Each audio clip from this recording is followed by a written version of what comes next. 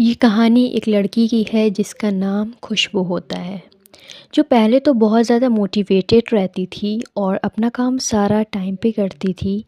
लेकिन धीरे-धीरे उसका ये मोटिवेशन जाने लगा।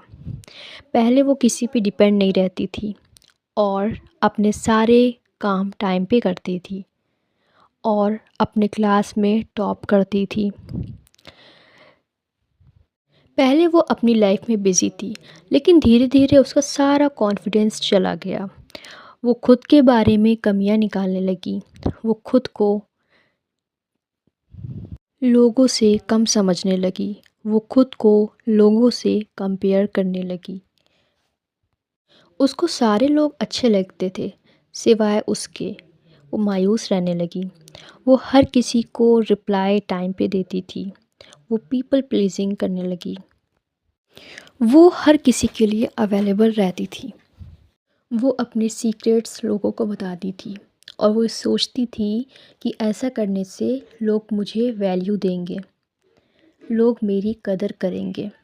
लेकिन उसे ये नहीं पता था कि ये सब करने से वो खुद को खो रही है। एक दिन उसने ये रियलाइज़ किया कि बस वही सबको मैसेज करती है।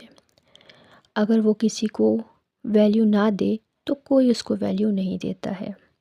ये सोचकर वो अंदर ही अंदर टूट सी गई थी। उसकी आँखों से आंसू निकलने लगे, क्योंकि वो जितना लोगों की परवाह करती थी, उसकी उतना कोई नहीं करता था। वो किसी को भी रिस्पेक्ट देती थी, तो कहीं न कहीं दिल में उसके ख़्याल रहता था कि जैसे मैं सबको वैल्यू दे रही हूँ, वैसे ही मुझे मिलेगी। लेकिन जब उसका ये भरोसा टूट गया, तो वो अंदर से भी टूट गई।